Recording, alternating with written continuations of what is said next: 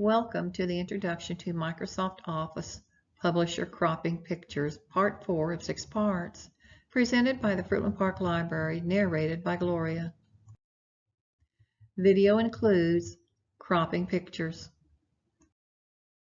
In order to work along with the tutorial, it may be necessary for you to have two open windows side by side. It does not matter if one window is a website and the other is an application or program.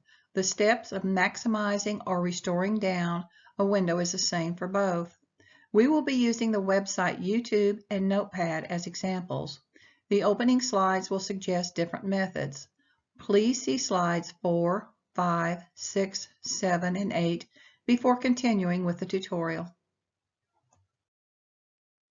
In the upper right corner, there is a Maximize Restore Down button. Restore Down reduces the window to half its size, as you see below. Maximize or Restore Down button becomes a single square. When the window is maximized, it fills the entire screen and the button is a double square. You can adjust the width and height by hovering the cursor on the right, left, top, or bottom edge of the window. The cursor will change from the normal arrow to an arrow with points at each end. You can then resize the window. Arrows are shown in red and blue for better visibility. Arrows will be white on the screen. You can move the window to a new location on the screen by placing the cursor near the top, blue arrow, and holding down the left mouse button. Then drag it to the new location and release the mouse button. If you do not have Microsoft Word on your computer and you are using Windows operating system, you can use Notepad to open two windows side by side. Click on the Windows icon in the lower left corner. Scroll down to Windows Accessories and click. A drop-down menu will open. Click on Notepad. Notepad size can be adjusted just like Word using the same steps. You can also save, open, print, copy, paste, and more using Notepad. After adjusting the first window, open a second window and repeat the steps. As you can see, the second window overlapped the first. Place your cursor near the top of the second window. Cursor should be a white arrow. Hold down the left mouse button and drag the second window off of the first window. The two windows will be side by side, allowing you to follow the instructions in the video. However, using this method will require you at times to use the right side and bottom scroll sliders. A second method is to use the Minimize button, which will drop a window down to the taskbar. Click on it to open it up. Using this method does require you to switch back and forth between the two windows.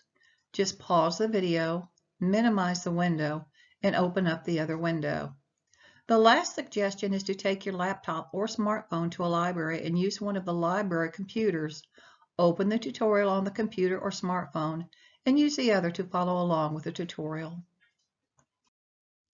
Click on the publisher icon, then click blank 8.5 by 11. Cropping pictures. Insert tab, click on Pictures. Click on a picture you like, click Insert. Repeat the steps to insert a second picture. Adjust the pictures so they look like this on the page. Using the selection handles to resize. Select the first picture by clicking on it. Pictures Tool Format tab is displayed. Click on it. Go to the Crop group and click the arrow below the word Crop.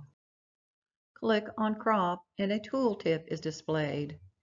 Crop your pictures to remove any unwanted areas. Cropping handles. Push the left center cropping handle to the right. Push the right center cropping handle to the left. Push the bottom middle cropping handle upward. Then click off of the picture. Before crop, after crop. Your page should now look like this. Select the last picture. Click on Picture Tools Format tab. Click Crop to Shape. Basic Shape menu opens. Click on the regular pentagon shape. Cropping handles appear. Tip: if you ever need to adjust or center a picture, left-click on the bird and hold down the mouse. Selection handles for the picture will appear and you can move the picture inside the shape. Click off the bird to clear the handles. Before, after. Before, after. This concludes the introduction to Microsoft Publisher Cropping Pictures, Part 4 of 6 parts. Thank you for joining us for Part 4. We hope you enjoyed the tutorial and will be joining us for the remaining Parts 5 and 6 of Microsoft Publisher. If you have any questions or would like a transcript of this video, please contact me at gterry@mylakelibrary.org. I'll call 352-360-6561.